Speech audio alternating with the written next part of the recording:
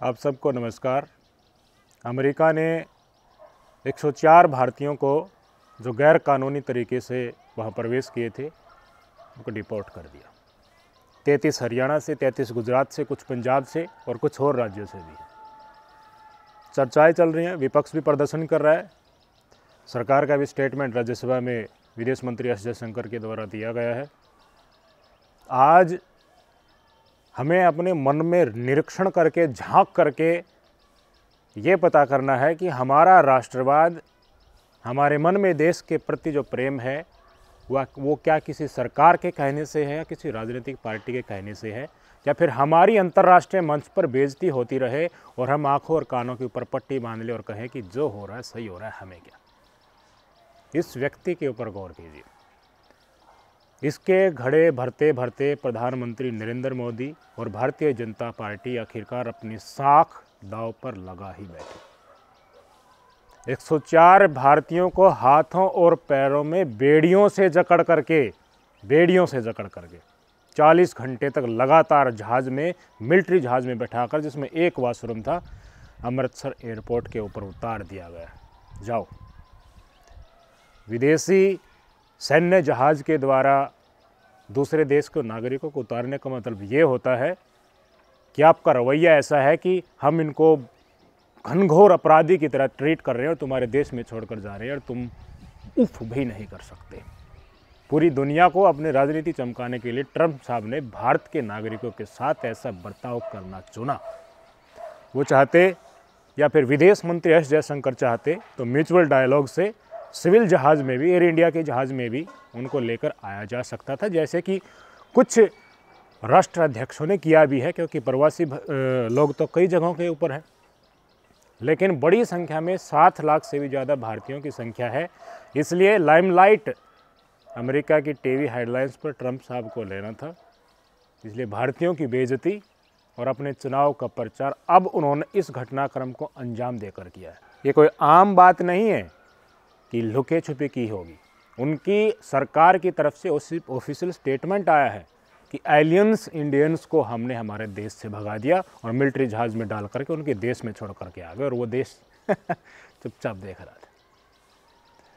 आज बहुत सारे लोगों की, मैं इस टॉपिक के ऊपर खबर सर्च कर रहा था, तो जो भारतीय जनता पार्टी के समर्थक हैं, देखिए समर्थक हर पार्टी के होते हैं, कोई कांग्रेस के, कोई बीजेपी के, और बीजेपी के समर्थक होने के बहुत सारे कारण भी हैं। मोदी साहब का ऑरा शायद ही आज तक किसी प्रधानमंत्री का देखने को मिला होगा। इस तरीके से वो, उनके काम की सराहना भी बहुत होती है। लेकिन उनके मंत्री जो एक नौकरशाह रहे हैं, जनता के दम के ऊपर राजनीति से कड़कर जो निकले हो, वो नेता एस जयशंकर नहीं है। उन्होंने नौकरी की, ऊपर से आदेश आया, नीचे वालों को ऑर्डर दिया, ऑर्डर पे काम चलाया, तो वाह वाही वाली ज़िंदगी उन्होंने साहब वाली ज़िंदगी जीती है। इनको क्या पता कि मान सम्मान और समाज में उसकी प्रक्रिया और परिणाम और उसका प्रभाव क्या पड़ता है। अब ये सारी वारदात मोदी साहब के ऊपर आ गई है, भारतीय जनता पार्टी के ऊपर आ गई है। भारतीय जनता पार्टी के समर्थक पूछ रहे हैं, बड़ी संख्या में हरियाणा में भाजपा की तीसरी बार सरकार बनी है ना, लोग वहाँ पर गए थे, डोंकी मारकर जाते हैं, सबको पता है, और कितनों लाखों का रुपये इसके ऊपर खर्च होता है। अब वापस आ रहे हैं तो सब के सब बताने लग गए हैं कि हमारे साथ व्यवहार कैसा किया गया। ये बात बिल्कुल स्पष्ट है कि ये कोई मर्डरर नहीं थे, इन्होंने कोई घिनौना अपराध नहीं किया था। अगर अपराध किया होता तो वहाँ की जेल में ये सड़ रहे होते जो वापस भेजे गए। ये अवैध तरीके से गए थे, और अवैध तरीके से गए हैं तो इसका मतलब ये नहीं कि ये आतंकवादी हैं।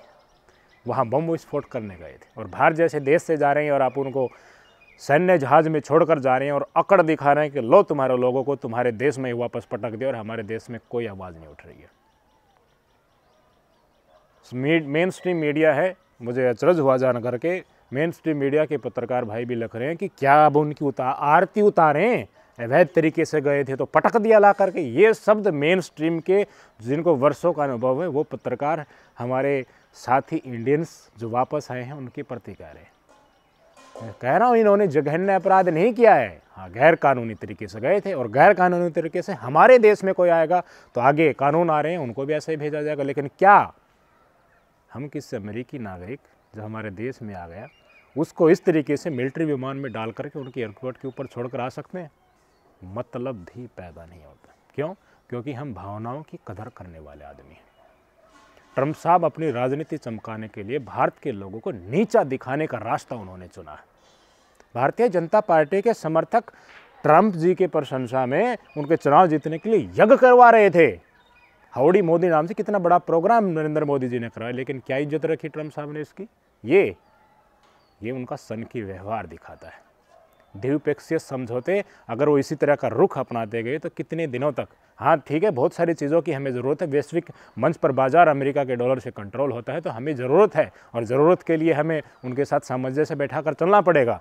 लेकिन ये चीज़ कभी न भूले जाने वाली चीज़। अभी हम बहुत सारी चीज़ों को, पहले वाली चीज़ हमें याद है ना, नेहरू साहब ने अंतिम संस्कार के ऊपर नहीं गए थे डॉक्टर राजेंद्र प्रसाद के। राजीव गांधी ने कहा था कि 1 रुपया भेजता हूँ तो 15 पैसे नीचे तक पहुँचते हैं। इंदिरा गांधी ने कितने पाकिस्तान के सैनिक घुटने टिकवा दिए थे ना, पीओ के उसी समय पर ले लेते, लेकिन ऐसे ही वापस भेज दिए। चीज़ें इतिहास में दर्ज है ना, अनन्य कनक मोर्चा के ऊपर चर्चा होती है, ये पल भी दर्ज हो गया। किसकी वजह से? सिर्फ इस व्यक्ति की गड्ढे भरते हुए भारतीय जनता पार्टी के ऊपर ये धब्बा लग गया। मैं फिर कह रहा हूँ, अगर आपके अंदर राष्ट्रवाद की भावना, अपने स्वतंत्रता सेनानियों के प्रति प्रेम और भारत माता के प्रति आपके न्यौछावर हैं, तो वास्तव में आपकी राष्ट्रवाद किसी पार्टी से प्रेरित होने की ज़रूरत नहीं है। अपने इंडियंस जब पैरों में बेड़ियाँ और हाथों में उनके हैंड कफ ऐसे करके, और उनको जैसे घिनौना अपराधी को, उग्रवादी हो, उसको ऐसे चलाया जाता है, जेलों में रखा जाता है और सैन्य विमान में डालकर वीडियो बनाकर पूरी दुनिया को दिखाया जाता है। आज अमेरिका के टेलीविज़न हेडलाइंस में ये खबर चल रही है। ऐसे ऐसे स्टेटमेंट, वर्ड्स का इंडियंस के खिलाफ यूज़ किया जा रहा है, आप सुन भी नहीं पाएंगे। एलियंस इंडियन को वापस वहाँ पर पटक दिया। बहुत सारे ऐसे, मैं नहीं कर सकता उन शब्दों का इस्तेमाल जो हमारे देश के नागरिकों के लिए किया जा रहा है। इसका परिणाम वहाँ जो इंडियंस गैर कानूनी के बजाय कानूनी तरीके से अपने काम की काबिलियत की वजह से रह रहे हैं, उनके ऊपर पड़ेगा। इससे जहर फैलेगा भारतीयों के प्रति अमेरिका के नेटिव नागरिकों में। अमेरिका ही नहीं, इस रवैये से पूरी दुनिया के लोग ये समझेंगे कि इंडियंस को तो जो ऐसा ही आए हैं, क्या पता ये गैर कानूनी तरीके से आया होगा या कानूनी तरीके से आया होगा, इसको भी कुछ उल्टा सीधा बोल दोगे, इनके पीछे कोई नहीं खड़ा है। बात यहीं आ गई कि पीछे कोई नहीं खड़ा है। ये सवाल अब पूरी दुनिया में भारतीयों के प्रति ऑटोमेटिकली अराइज हो जाएगा। अवैध प्रवासी तो पहले भी आए हैं, लेकिन इस तरीके से नहीं कि हथकड़ी लगा करके, बेइज्जत कर करके 40 घंटे की फ़्लाइट में। वो कह रहे हैं कि स्टेटमेंट भी सुना देता हूँ, जो लोगों को वापस आ रही है, छुपी हुई चीज़ नहीं है और ये आएंगी अब धीरे धीरे सारी सामने, कि खाने के लिए भी उनको स्ट्रगल करना पड़ा। नहीं खोलेगी बेड़ियाँ खाना खाने के लिए भी। 40-45 घंटे बहुत लंबा समय होता है ना। सुन लीजिए आप। ਸਾਨੂੰ ਪ੍ਰੋਪਰ ਹੱਥ-ਘੜੀਆਂ ਲੱਗੀਆਂ, ਪੈਰਾਂ ਨੂੰ ਬੇੜੀਆਂ, ਪੈਰਾਂ ਨੂੰ ਬੇੜੀਆਂ ਸੀ? ਹਾਂਜੀ, ਅੱਛਾ, ਤੇ ਉਹ ਇੱਥੇ ਆ ਕੇ ਪਤਾ ਲੱਗਿਆ। ਤੇ ਇਹ ਹੱਥ ਕਰੀਆਂ ਤੇ ਬੇੜੀਆਂ ਤੁਹਾਨੂੰ ਇਹ ਇੰਡੀਆ ਚ ਆਣ ਕੇ ਖੋਲੀਆਂ? ਹਾਂਜੀ, ਇੰਡੀਆ ਜਾ ਕੇ ਖੋਲੀ। ਇੱਥੇ ਹਾਂਜੀ, ਰਾਜਸਥਾਨ? ਰਾਜਸਥਾਨ एयरपोर्ट पे। गैर कानूनी तरीके से आए हुए लोगों को वापस भेजना चाहिए, क्योंकि वहाँ के कानून है, हर देश के कानून की हमें पालना करनी चाहिए, लेकिन सम्मान से। ऐसे नहीं कि तुम विकसित अभी नहीं हुए हो तो इसलिए तुम्हारे मानवीय अधिकार ही नहीं है, तुम्हें तो डंप करने योग्य ही हो, तुम यहाँ रोजी रोटी कमाने आए थे, तुम मजदूर टाइप है, तुम्हारे साथ व्यवहार जितना निम्नतम से निम्नतम किया जाए उसी के तुम योग्य हो। अब नेटिव जो मेन इंडियंस या इंडियन ओरिजिन के लोग रह रहे हैं, उनके प्रति नफरत अमेरिका में हर वर्क प्लेस के ऊपर बढ़ने जा रही है। अमेरिका ही नहीं, पूरी दुनिया में बढ़ने जा रही है। इस एक घटना का नतीजा ये हुआ।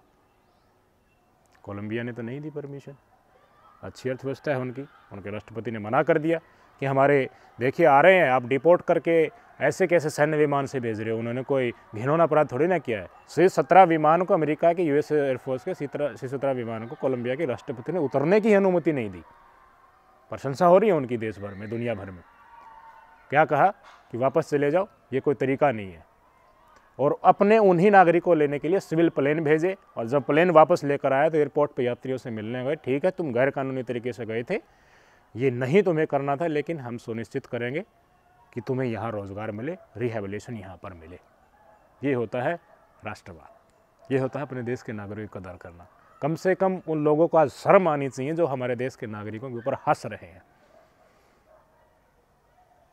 किसी राजनीतिक पार्टी की दलाली में इतना भी नहीं सिर धंसा लेना चाहिए कि हमारा एक भाई पिट रहा है और हम खड़े खड़े हंस रहे हैं। ये हमारी संस्कृति कम से कम हमें नहीं सिखाती है। एक राजनीति से निकल करके, गर्म और ठंडी परिस्थितियों से निकल करके, धक्के खा खा करके कोई मंत्री बनता है ना, तो वो इन चीज़ों को महसूस कर सकता है। एस जयशंकर इनको महसूस नहीं कर सकते। क्या जाता, जहाज़ ही तो जाने थे।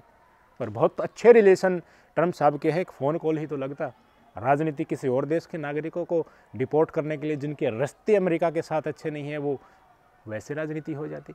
हाँ, डेफिनेटली पॉलिटिक्स ही है, ये राजनीति ही है, लेकिन अब इंडियंस के नाम पर होगी कि इंडियंस इतने कमज़ोर हैं कि जहाज़ में डालकर पटक आए उनके देश में और वो देश देखता रह गया। आराम से जहाज़ उतरा, परमिशन मिली, आराम से ले गया। सभी जो आए हैं उनको तो वेरिफिकेशन तो हुई थी ना, भारतीयों को उनकी लिस्ट भेजी गई थी, काफ़ी समय मिला था। ऐसा नहीं है कि एकदम से उन्होंने डिसाइड किया और चल दिए, ना ना, सारी डिटेल्स इंडिया के पास आई थी, उनको वेरीफाई किया गया, उसके बाद ही तो वापस लिया गया है। एस जयशंकर के पास पूरा समय था, क्या ही कर सकते हैं। ये घटना वर्षों तक याद की जाएगी कि ऐसा भी हुआ था। कितनी कदर ट्रम्प साहब की थी और ट्रम्प साहब ने हमें रिटर्न में ये दिया। कभी विश्वास नहीं कर सकते ऐसे लोगों के ऊपर। नमस्कार।